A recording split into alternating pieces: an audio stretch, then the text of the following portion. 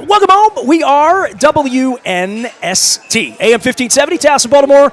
We're Baltimore positive. We are positively in one of my favorite places in Baltimore, and not just because it's my cousin's place.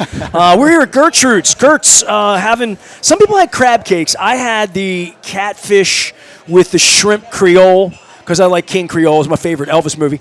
And I had the grits and the best collard greens in the history of the world. We're here for lunch today. So I'm 64 days in. I had the best meal of the year so far, but I'm going places next week. Chris Riehl is here. Right. Vanessa Eskridge is here. We're here at Gertrude's, all on behalf of our friends at the Maryland Lottery. I have two different kinds of scratch-offs of Harlem Globetrotters. I'm going to be giving these away, not just to Chris and Vanessa, but to everybody here today. It's the first batch I've had these. All right. They're giving me these Maryland. You'll like this, Chris, because it's a Maryland thing. They had a Maryland theme last year, artists. Yeah. So they drew, there are 4 different ones that are going to be the winners of real Maryland artists doing real Maryland stuff, and it all happens this week at the Fair and Farm Show and all that stuff. So happy lotterying to you! Hey, I had $100 winner Coco's last month, so it does happen.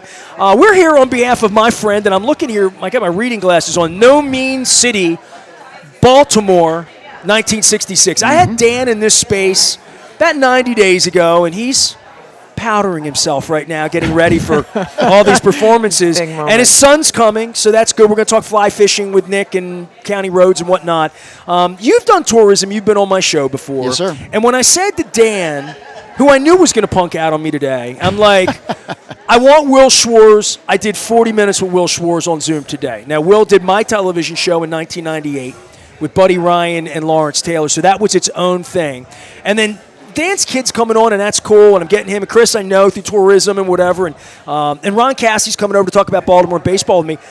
But Dan's like, you got to get Vanessa Eskridge. She's going to be the best. She's going to be the best guest you're going to have. And the first thing I thought is she related to Neil Eskridge, the old reporter? Oh, well, my husband is, I can't say the direct relation, but my father-in-law is from Baltimore, and I think they are the uncle, cousin, something. Yes, there's not blood relation here, but It's not Archie Bunker, but it's all in the family. Yeah, exactly. Just like me and John Shields. I mean, and I didn't know that. That's exciting. My son married his cousin. Oh. Yeah. You're a lucky person. So, I mean, my God. And he's going to be coming by with more catfish, hopefully a little later on. All right, so Dan said that you would be an ideal guest. And, Chris, I knew you were going to be an ideal guest. And ideally, this table wouldn't have had folks getting that delicious peanut cake here and would have had you separately. So I'm glad to have you together because absolutely. I think the pathway for Dan, we're all related to Dan in some weird way. I mean, I met Dan 40 years ago. I told Will this. As a kid, I was 17 years old, and I got hired at the newspaper. And Dan had been on television, and he was so charismatic, even at that point in my life, that I wanted to be Dan. And when you're in the newsroom and you got balls the size of mine, I just walk up to anybody. And I just went up and said, "Hi, Dan Rodricks. I'm Nestor. I want to be you. Will you take me for coffee?" "Sure, kid. You want to meet me over there? We'll have a sandwich together." That's a good Dan. It is a good Pretty good. That's well So I done, can play Dan in the next one if you Yes, want. you can. Yes, So you can understudy. Dan doesn't remember this, but he took me to a little sandwich shop on Calvert Street toward the harbor. So I guess southbound on Calvert Street, about a block 2 away. It's long gone. Dan took me there. We had a turkey sandwich for lunch. "So you want to be a star, huh?" And that was so. This is, I mean, Dan's a famous guy on TV, taking me to lunch, and I'm just a Cubs junior to the assistant interns. Dan's, and then Dan would act every year. Our editor-in-chief, Jack Lemmon, would have a big pool party, Oktoberfest, because he's German. And it was beer, there was a band, and Dan would come every year with some Saturday Night Live skit. He would do some 10 to 15-minute presentation. And Dan remembers what he did every year, but it always had something to do with William Donald Schaefer or Don Donaldo. So that's my Dan journey. What about you? You just signed up to be an actor, right? Basically. Well, yeah, I've been doing community theater. We know each other through tourism, and I do city tours and speaking and all of that good I've never stuff. seen you in anything other than an Oriole or Raven show. That's pretty do you much have all I own. anything? It's like an outfit. Yeah. No, I mean, you're like Baltimore. Whatever you're wearing, it's Baltimore. It's got to be. Got to represent. I'm Baltimore positive. It says so right here on the logo. Everywhere, anywhere, all the time, always Baltimore. Yeah, no, I mean that's definitely my brand, and growing up here, I was a big fan of Dan. I remember watching the TV show. I actually called into his radio show when I was probably 10 or 11 years old when he was on WBAL a million years ago. No kidding. So, oh, yeah. See, I don't know how old you are, so I'm trying to and I don't know how old you are. I'm convinced I'm older than either one of you by a lot. I think we're pretty close. I don't know. But I mean, I graduated high school in '97. Okay, so all right. I'm a little Contemporary. older. Yeah, that's fine. But I was a guest on Dan's Kitschy Rodricks the Rodricks for breakfast with which the old Will kitchen. Schwartz Yeah. was the producer for. There you go. Right? And he was telling, and Will's going to be on the show. You're going to hear all that because he told a bunch of old stories. And so, where do you come at this? So Dan and I go way back, and I'll tell you, this is my first interaction with Dan, is that I moved to Baltimore in 2009 from New York City. I was not from here. I didn't know anything about Baltimore. And I started listening to WYPR, and I was always a huge NPR fan. And when I lived in New York City, I always applied for jobs at WNYC, which is the NPR affiliate in New York, and I would not even get a phone call, not even an email, nothing. So as I was getting to know Baltimore, I was listening to Midday with Dan Rodricks, and then I saw that there was an opening for a producer on the show. So I applied, and thinking, I'm never going to hear back. I told you she was in charge, right? So I knew she did radio. She's trying to hook equipment up. You're doing stuff here. Well, right. So every Dan anyway, and Nestor needs a Vanessa. Yeah, You know, well, that's true. it may be true. That's right. very true. That's right. Yes. So next thing I know, I get an email from Dan Rodricks. Not even HR. I get an email from Dan Rodricks saying, "Hey, you want to meet for coffee?" And my first interview for that job was in what's the coffee shop down in Fells Point? Daily Grind? Daily Grind. Yep. And we met there, and I'm sitting there, and I'm all buttoned up and thinking that I have to be present myself, which obviously I do, because I could tell that I wanted to do this job. And he was exactly as Dan is. He was incredibly friendly. He wanted to fill this job. He's like, I'm just going to take care of it, And the rest is history. I got hired to work on Midday with Dan But Rodricks you came as a late to the producer. party, man. I sure did. Man, I wasn't calling into his show. I never saw Rodricks for breakfast, But since 2009, we've been close. We worked together very closely. And then when he started doing theater, then I was first in line because I have a big theater background. So anyway, yes, I am late to the game, but I'm here for it. So Dan went fly fishing with me 4 summers ago. I did 30 crab cakes in 30 days in 24 counties around the state. The tourism, right? Yep. So I went from Swallow Falls from Oakland to Ocean City, the Maryland Lottery, and so I had a crab cake in every county. Oh my God! Don't get one in Montgomery County. I was going to say, what's the best? Well, they're all great, but the Eastern Shore has some benefits on that. Sure. Yeah. You go down to Tillman Island or you go down to Hooper's Island, you're just getting something different in the middle of August. Just in a general sense, Sure. than even John could do here. I knew this was going to be an argument of crab cakes. I knew they would all be different, and that's why every crab cake's different.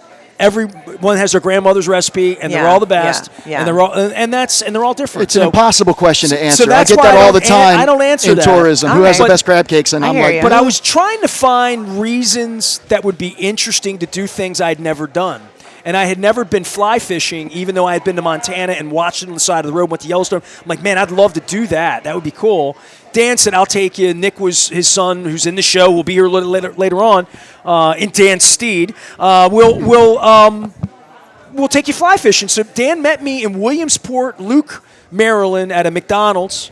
And Eric Sauer from There Goes My Hero brought his son, and my wife and he are both bone marrow survivors. Oh, wow. And so he brought his son, and they brought me, and I put my ass up against a rock because it was all slippery in these rubber things. And I just put my back against the rock, and it was 10 o'clock, 2 o'clock, 10 o'clock, 2 o'clock. He taught me 10 o'clock, 2 o'clock. So, and I didn't catch any fish. I'd catch as many fish in that bowl of water there, goldfish. But we had the greatest day ever, and Dan told me he was like, I'm doing a production. I'm working on a thing. What's it going to be about? It's about Baltimore. Yeah, it's just, I'm going to take. So he doesn't tell me anything about it, and then tickets go on sale.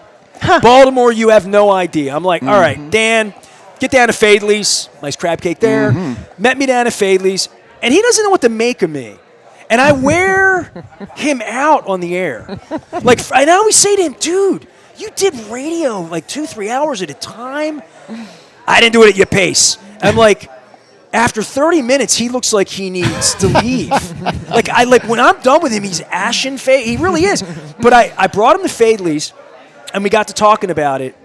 And I got him to admit that the whole inspiration was Eric Bogosian. And he didn't know that I loved Eric Bogosian. Right. And I had seen Eric Bogosian at Center Stage many years ago, several times. And then I brought him Sex, Lies, and Videotape on a VHS cassette from the Eric Bogosian. So, I mean, I really had a vibe for what he was trying to do. And then my wife and I came down opening night, walked in here, it was cold as hell. We went over, it was 34th Street, the lights were going on, you know. We had some Ecobin, my favorite thing on earth, some broccoli.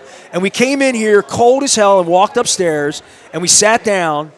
He made me laugh, he made me cry, he made me laugh again, he made me cry again. I walked out of here, and down here in the lobby, I ran into half those people I knew, and I'm like, that might have been the greatest thing I've ever seen anybody I know do. Yeah. Like, literally. It's special. And then the next year, I bought 50 tickets. Oh. And I brought every person I know who would really appreciate the show.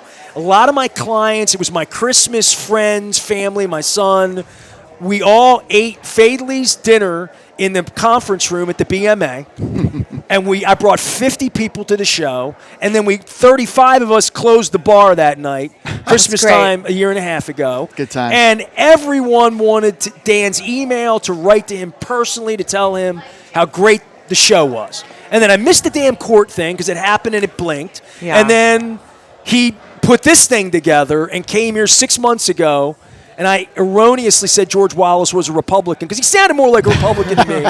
But I can't wait to see this. So, I mean, I like, you got a script and you were involved from the beginning. Mm-hmm. So run me a little bit through. We were supposed to go tonight to the dress rehearsal. Oh, I didn't know that, but that's all No, right. we had a series of events today, including an REM concert up in Philadelphia Oh. tonight. So there's some things going on. All right, well, when are you coming? Never a I dull don't moment. know. If I check my email from the ticket guy, I'm going to find out. All right, I may all let right. you know. So tell me what he won't tell me about. And it's sold out. So, I mean, I'm stupid here promoting it, right? Like, I'm promoting something nobody can see, but I can't wait to see it. Well, I do think there are a few tickets that might have just become available. Yeah. So if anybody listening wants to give it a shot, you can go to youhavenoidea.org This weekend and next weekend. and see what you can find. Yep. How many Snatch shows them are out there? A quick. dozen? About? Yeah, 9 or 10. I think. 9, Okay, yeah, all right. with a matinee for school students next week, which is really exciting. So did both of you get the script? You had the script longer because you were involved in it, Yeah. right? Mm-hmm. So you saw the script when? Yeah. I don't know. A long Fall- time ago. long time ago. Last year. Last well, year, when you okay. started working on it, yeah. I mean, I definitely saw the first drafts. Well, And he then- told me he was overtly political, you know, and right? I mean, different than him being. He told me he was a lead character, but not the protagonist. So Yeah, which is that's all I different really from know. his other shows. I Yeah. mean, he is the narrator and the storyteller of the other plays, but he is Dan Rodricks in those plays, and it's about his firsthand reporting. This is archival stuff for him because it takes place in '66, which is before Dan was here, and there's a lot of, actually you see that has a presence in the show. There's a lot of archival footage, and there's newspaper headlines and stuff that are projected that are the backdrop of this story. Yeah. And it tells the story of what was going on in 1966 in Baltimore in the summer. You had the Orioles, who were on their way, rocketing up, winning the pennant, and, spoiler alert, winning the World Series. But at the same time, you had a lot of unrest kind of brewing in the city politically. And you had this moderate Republican mayor, Theodore McKeldin, who was mayor. He had been mayor before. He had been governor. He was a long time. Was he one of them rhinos? I don't know I if guess that's I'm what you fit call him to today. yeah. But he was a By the way, I'm going principled Sunday. man, I just got my principled ticket guy. order. I'm Oh, going there you go. Sunday, All right, 2 we'll do o'clock. a I'm good going. There you go. Yeah. So there, that's what I'm going to Yeah. do. Well, we won't give it all away for you, but yeah, go ahead, Chris. We don't I have just- the hang of it by Sunday. Yeah, we'll yeah. have it figured Yeah. out by then. He was a really, really great principled politician. He actually endorsed LBJ in that election. He wasn't going to endorse Goldwater. He was very much out in front of civil rights. He saw the future of the harbor. He had a lot of these big ideas. And so just learning more about his character was really, really interesting. And for me, I did a audition for a group called Small Stages, where you go and just read a monologue, and there's a bunch of people in the audience and they record it, and you don't know what's going to come your way. And same thing, I got an email from Dan Rodricks, and I was like, whoa, what is this? And I didn't know what the play was. I knew who Dan Rodricks was. Now, you have done community theater. Where have you done? Out in Columbia at Silhouette Stages. I've done Kinky Boots and The Wedding Singer, and a show called Puffs, which was like a Harry Potter satire. So, I mean, I've done this kind of thing recently, but to get an email from Dan Rodricks, I didn't even know what the show was about. I didn't even know he was working on something new. And then when I learned that this is a show about Baltimore in 1966, so that's my favorite thing, Baltimore, history. And oh, by the way, the Orioles are involved. And oh, by the way, I'd like you to read for Brooks Robinson. I was like, this can't be real. Are you kidding?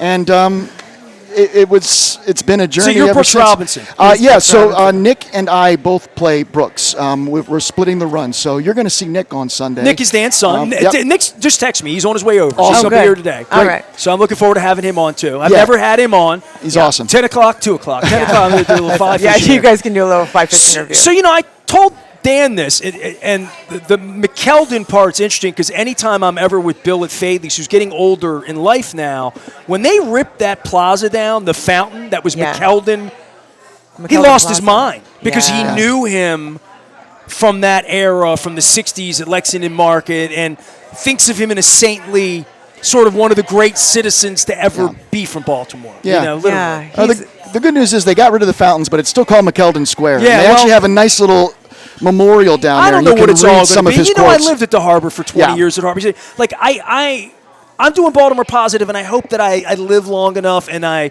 can do this show long enough to be there when they open the Harbor the next time. Because I fell into the Harbor the night they opened in 81. So, yeah. But, Vanessa, I bring a sports name up for your family and say Eskridge. And say that means something here because of Neil, and I knew him as a young reporter, 1983, 84, and he covered my cousin. And my cousin, I know they didn't get along. I know that from both sides. Oh, wow. From the reporter side of things. So my cousin was on the 66 Orioles and Hall of Famer. Oldest guy on the team. Yes, that's right. There's a reference to that, yes. You like that? Yeah, you'll see. You'll see at the show. I can't wait. All right, now I'm really into this. But nonetheless, the reason I'm literally here is because Louis Aparicio came to Baltimore and brought my cousin, and I'm the offspring. Yeah. So I am enamored with the 66 thing, even though I'll admit I was born in 68, so that's how old I am. All right. So everything about that era to me needs to be told to me by a storyteller, you know what I mean? Or in pictures or in black and white or in any of that kind of stuff. Yeah. So I'm even more titillated by it than I would be if it was, say, the 59 Colts or something that, my dad told me about all of this stuff, but I can't wait to hear not just Dan's interpretation, but I know Dan to be a real journalist, and what we're going to get here is going to be factual. Absolutely. I know that. These are all real people and some real quotes. Yeah. So you saw the strip first. What did you make of it? Did you know all of this? No, not at all. I mean, I am not a Baltimorean. It's funny because when I worked for YPR and I worked with Dan, that was my crash course in learning about Baltimore and Maryland and politics and history, but this, I mean, I knew that 68 was not a great time for Baltimore. No, it's pretty good. I came along. It's pretty good other than that. Oh, sorry. Church Nestor, Home Hospital, yes. October. Besides if that. ICE comes up, just let him know. That's where I was. So. I'm Venezuelan, so you have to ask. Okay, all right. But it was this learning. This script has a lot of information there. You are going to get educated for sure. But what's so great about it is that Dan is, as you know now from seeing Baltimore, you have no idea. He really has a knack for telling a story on the stage, and these parallel stories of what's going on with the Orioles and Frank Robinson coming to the Orioles. Kind of partnering with Brooks Robinson, that kind of... And race being a big part of that. Race being a big part of it. And then you had Theodore McKeldin, who was trying to push through, the Civil Rights Act had passed, but people locally were not recognizing it. And there was not fair housing. And Frank Robinson couldn't get a nice house in Baltimore. He was facing this discrimination that, I think certainly Theodore McKeldin was hoping we had gotten past. So he was working with all of these people and all of these leaders, these activists, to try to usher in this civil rights era that the city needed so much. And so anyway, there was a lot going on, and there's a lot. It's you'll come away having I learned can't quite wait a to lot. see what the hook is on this, because Dan with those damn Christmas trains the first time they got me. That's a good one. I mean, that was, I know. mean, I didn't tell anybody. When I brought these 50 people the next year, I'm like, look, here's a ticket. I'm giving you tickets. I'm giving you crab cakes. You say you love me, and it's Christmas time. John had the gingerbread thing going on up in here. Had it all happening. It's great. And I brought them all down, and I didn't tell them anything about, I just said, it's a cool story about Baltimore. You'll like it. It's, it's Baltimore. You have no idea, huh? Yeah. And, it won me over, and not just away because of Dan, but it made me want to be the person that takes what I'm doing and say, come see these shows. Not just support local theater, not just support Dan, not just come to the BMA because the price is right, or come to Gertrude's because my cousin owns it. But because, these are good things that are happening. This is Baltimore positive, telling Baltimore stories. Because if people like Dan aren't telling those stories, or people like me aren't telling them, or people like you, who you're Mr. Baltimore, when I think, seriously, if I had 10 people I wanted to call up and say, I want to do some Baltimore stuff, you would be among them, because you've led tours and you are an outwardly pro-Baltimore person. You're 100%. A Baltimore positive person from 100%. The beginning. And we could talk about McKeldin this, or the harbor that, or the Renaissance, and I went by and I went through the harbor the other day, and there's things missing and things. But we ain't quitting on it. At least I'm not quitting on it. I know that Dan's not. None of us are quitting on it. Definitely not, yeah. And this is part of digging in, is saying, we've been through some tough shit before. I'm thinking there's going to be a hook that's going to make this. And then Harbor Place came, and the Orioles moved to Camden Yards, and we lived happily. And then Trump was elected, and the mayors went to prison, and the city caught fire. And Freddie Gray. But I'm hoping that at the end there is some level of. Well, Nestor was born 2 years later, and he had a pretty good life here. And it's been 50 years into this, and some things suck, but we love it anyway, which is part of the Baltimore What's really interesting to me, sure.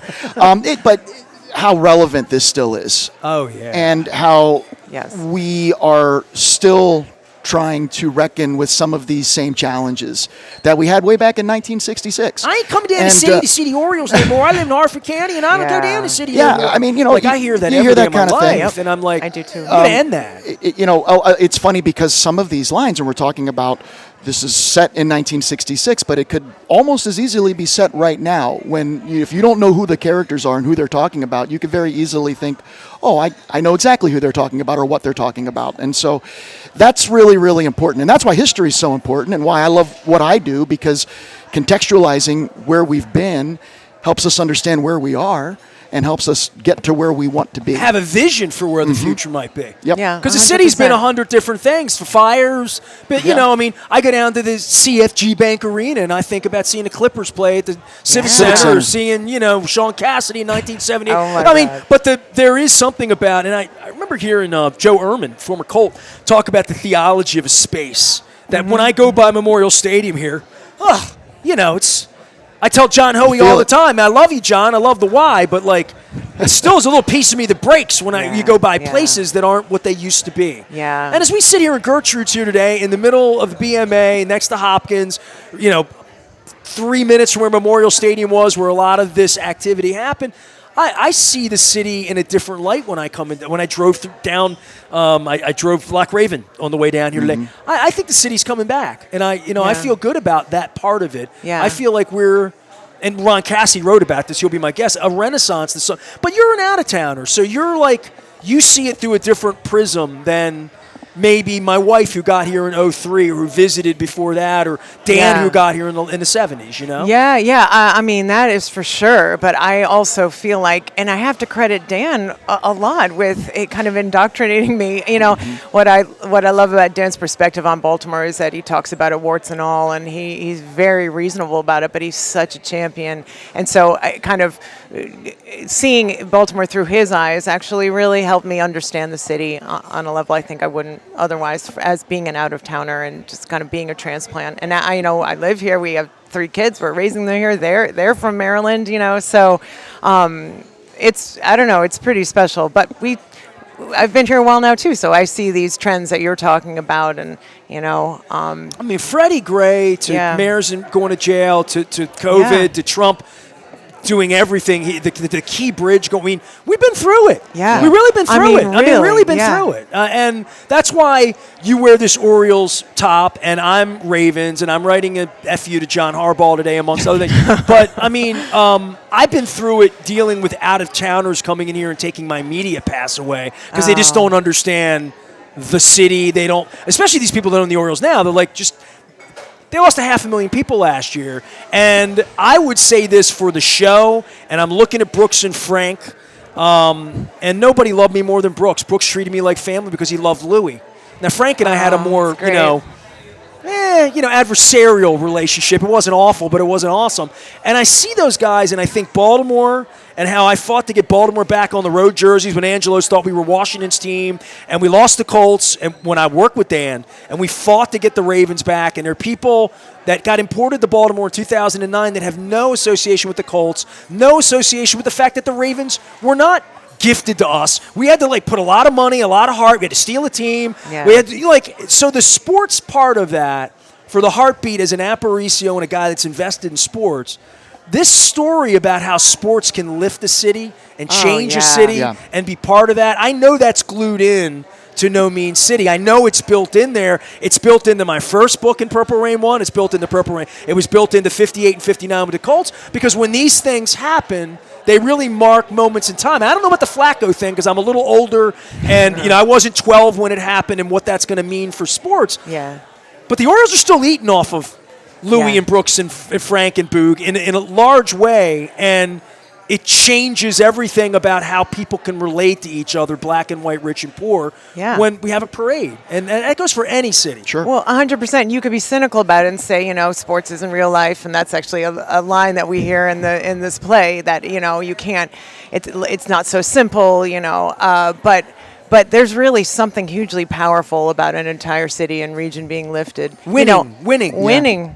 I mean, so much winning. Big league. But, it really is important. And, all eyes being on Baltimore in that time because everybody was watching the Orioles. And it was this incredible story. And you can't help but just be so joyful when you little see Baltimore people winning. beating big Los Angeles. And big New York. Don Drysdale and Sandy Koufax on the mound. I mean, it was nobody gave Baltimore a chance, and I think there's a metaphor in that too. So yeah, well, then my dad lived. I was born in '68, and things went downhill.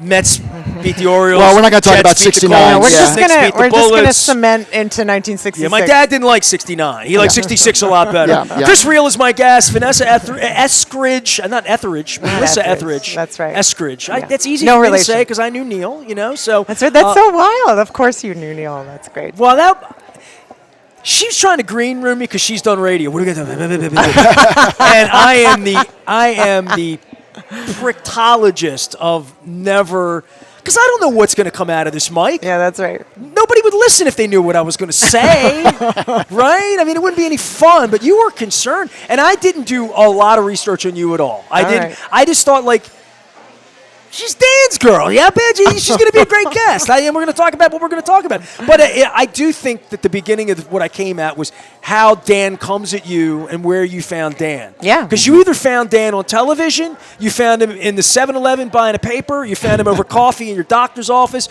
you found him later on in more intelligent platforms of YPR and WBAL in the early 80s. He was sort of the guy walking the street, as Will Schwartz and I talked about. That's how long Will has known him. Yeah. That this metamorphosis of him, and I've told him this, and he hates hearing this from me because he's like a mentor to me, and he burrs up and blushes up and he doesn't like my praise at all, just the way he is, and especially me being a 17-year-old kid that he took out for a sandwich who's tried to figure things out over the last 40 years and follow in his footsteps. But when I was out fly fishing with him and he's talking about, I'm going to do a show, I'm going to do a play, I'm going to do a thing, and then I remembered him in the backyard at Jack Lemon's house acting and being in that space, I just knew it would be great. I just knew he's going to put he's seen a lot of theater, he's put a lot of thought into this. And you said something that I want to piggyback, because I did act as a kid in My Fair Lady, and I was in shows, so I know I'd love how to see a hard recording this of is. that. Yeah, you got to be in the next one. I'll show you my Oliver. It's All It's right. online. My All Oliver. right. Yes. Me singing. Consider yourself, and I Oh, do boy. anything. The best. As a 13-year-old, I was the Artful Dodger. Come on now. Nice. Of course Top you hat were. and everything. Damn right I was. I got cast type is when they looked at me and knew I was evil. So I've been in plays. I've done summer production. I've done high school, middle school. One of my mentors, Calvin Staten, still alive, 86. I brought him to the show. I brought him Nice. to see that story 2 years ago. And I know how hard it is to put a script together, soup to nuts, even when it's already a written show and there's music and all that. But to write it soup to nuts, to get you to check off, actors to check off, everybody figuring it out. Then once we get here, and certainly by Sunday when I see it, about the 5th show, you guys will have it all together. But I know how hard it is, and I knew Dan would be great at it. So for that, I am like, if Tom Cruise were out this week, I wouldn't care about going to a movie or whatever. This is a big deal to me to see Nice. Dan put this on and to see how it's going to turn out, hon. You Yeah. know, I can't wait. I think you're going to like it. Am I going to like it more than I don't know. Baltimore? You have no idea? It's different from Baltimore. different You have show. no idea. Yeah. It's this one is. I don't know. There's a lot more. In Baltimore, you have no idea. Is obviously there's episodic. You know, we're talking about it tells an overarching story, but it's columns that come to life, right? It's a one-man show with 7 actors, right? That's what we there was called corruption, it, right? there was murder, there was Yeah. family, there was race, there was all that. There was all that. And this one is, we're peering into these characters a little bit more deeply, right? Where we get to know, we see Brooks and Frank, we see their relationship, we see McKeldon's struggles at the in City Hall, but also you see what his ambitions are. We meet all of these historical figures that were really pushing the city in different ways, and Flexing power. flexing power Yeah. or wishing they had more power, and so you see the character of the city like you do in Baltimore. You have no idea, in a different way. It's just different. It's Well, great though. I saw a show that maybe you're familiar with, Network. You familiar with the movie yeah. Network? Oh, sure. Okay. Mad as So it was playing up in New York on Broadway, and who's the famous actor? I'm terrible. George Clooney? No, it wasn't Clooney. The one that was in the. He was on television. Bryan Cranston. Yes. It just took me a minute.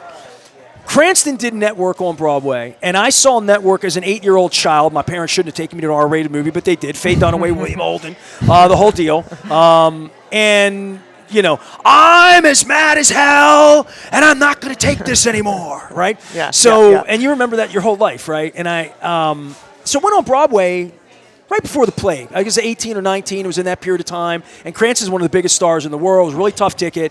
And I scored a couple tickets up in the mezzanine, halfway up, for a couple $100 or something within our range. And we made a Broadway night. My wife and I never do that. And my wife knew nothing about Network. She had never seen the movie, any of that. And we went. Now, Trump's running the world at the time, right? So it's about Russian espionage and media being taken down and media lies and media being usurped by the Russians and rich people to put the anchor out to not speak truth. Yeah. Right? Yeah. And we walked out of there that night. First off, I've been to 27 Super Bowls. The night with Cranston at Network on Broadway, I've done 100 nights with Springsteen. It was a memorable night. Wow. But the thing I took out of it more than the movie, or not having seen the movie in 50 years probably, 45 years, whatever it was, and my wife having never saw it, is that, holy shit, that feels like it was written this summer. Yeah. Like that's written for right now, right now. That's the power of live theater, and that's the power of a really good story, because it is relevant and it resonates no matter when you're actually taking it in. I'm glad I'm going Sunday. Yeah. I'm fired up now because Yeah, you should I'm be. going to It's gonna be be good. working into this. Tickets, couple tickets, maybe a handful of tickets. I think if you go to the website, you can see what happens. Baltimore, you have no idea. Is that where it is? You have no Yes. idea.org, right? Yes, you have no idea. But I also am going to do a plug because we're doing Baltimore You Have No Idea again in December. So you can come back and buy 50 more tickets for your nearest and dearest and come and see it again because we're doing it in December. So if Dan threatened to video it or yeah, we tape did it, video it. Yeah, but you're never. it's yeah. I don't know. You have to talk to Will Schwartz about that because he's in charge. He's got the master tape. He's got the master tape. I've never seen it. And you are what to this show? The executive something? What are you? What are you producer? This show, I'm directing it. I'm directing this show, yeah. I was in Baltimore, you have no idea. Yeah. I want you to direct me. I like you. Okay, I'm great, Nestor. Dan knew I was going to like you. So listen, you're going to be in our next show, and who do you want to be? You'll be the Artful Dodger. I want you to be the producer in my show. That's what I want you to do. All right, we'll work on it. We'll work on it. Yeah. I'm sure. You seem like you'd be great on stage, so I think I would that's be a sell. absolutely horrible because I wouldn't be able to remember lines. Are you directable, though? Yeah, right. Do you take notes? Chris is great. He takes notes. I've been in I'll do whatever the script says to do, but then I'll forget the words on game night. Yeah. So I'm much happier 2 o'clock on Sunday being me than you. You don't have any lines, so you don't have to worry about it. No. My job, I just have to get it up. Hopefully by tomorrow, my job is done.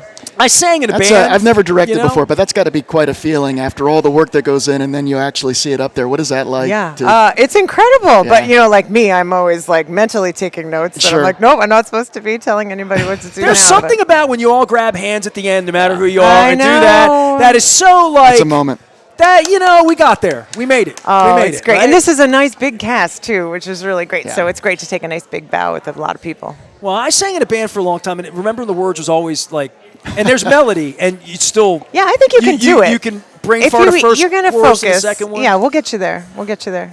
Miss Gatesy in 11th grade gave me like a play or like a poem I had to remember, and I could never do it. And from that moment forward, I just don't think I'm cut out for Broadway. You're Hollywood, You not never too know. late. You It's never not know too if you late. don't try. This face. Yeah, there you go. You know what I could do in our world? I could do like impromptu comedy. Like yeah, I see like sketch improv. comedy. I could do Oh, improv. I could There you go. improv. That's what the Okay. show has been. I'm 35 years into this improv. You have been doing improv. And every time I do the show, I know I'm doing improv well because when I screenshot this, I'll find pictures of you smiling. Just like that. So I can put those up. So I do try to make people smile. But I'm working on AI. I know you're afraid of it. I'm going to create a caricature of myself and then feed it my voice, and it's going to work blue. There you go. Okay. That way you can- Like sort of a Dundalk version of Mickey Coachella. There is such a thing. Vanessa Eskridge here. Chris Riehl's here. You tell me where to find your tours. If anybody wants to really know Baltimore, this is your guy here. He'll be Edgar Allan Poe. Yeah, thanks, Ness. The website's rentatour.com, so it's real easy. rentatour.com, and we do custom tours, whatever you want. Walking, buses. We've chartered water taxis before, so any way to tell stories about Baltimore, we're here for it and ready to go. I did the Sopranos tour up in New Jersey, and at the end of the tour, we had cannoli. There you go. Bada bing. We went to the Bada Bing. We did all the stuff, and Yeah. at the end, we got to meet like one of the B-level actors. Wow. So I'm thinking at the end of your tour, you got to find get Dan to do it.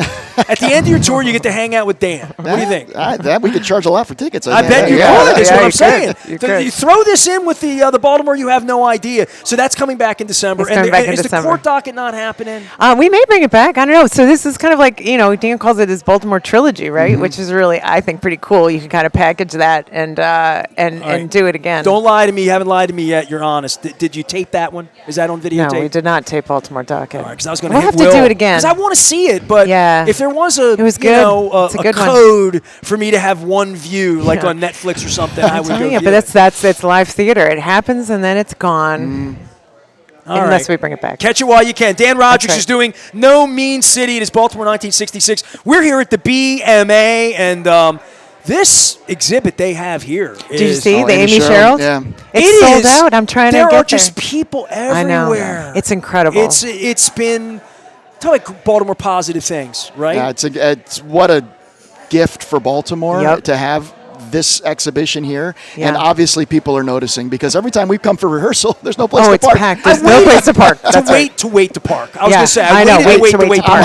I'm happy. That's a good problem to have. And I was I like know. Bob Euchre, baby. Front row. I got good parking tonight. It's all brought to you by our friends at the Maryland Lottery. I have Harlem Globetrotter scratch-offs to give away. It's my first batch of these. They are dribbling over at UMBC later on. Our friends at GBMC have kept me alive and well. I actually have a doctor's appointment next month. It's crazy, GBMC.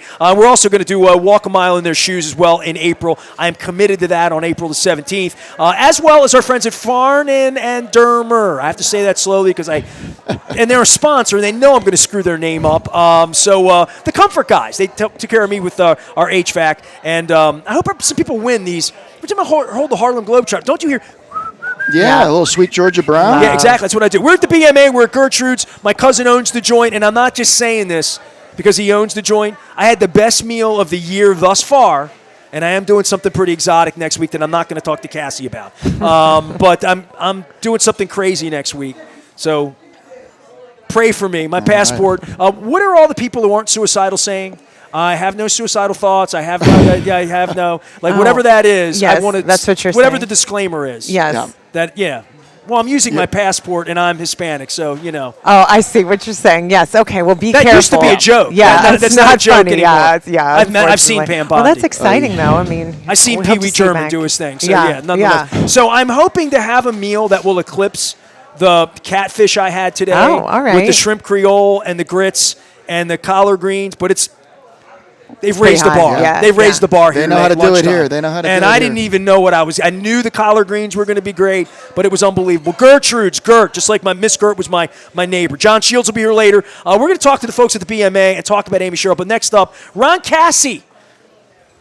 Not chief, right? No, just senior editor. Only Max is the chief. She set me square on that last time. I took care of the chief last time out. I'll get the chief back on here. I have the chief's assistant.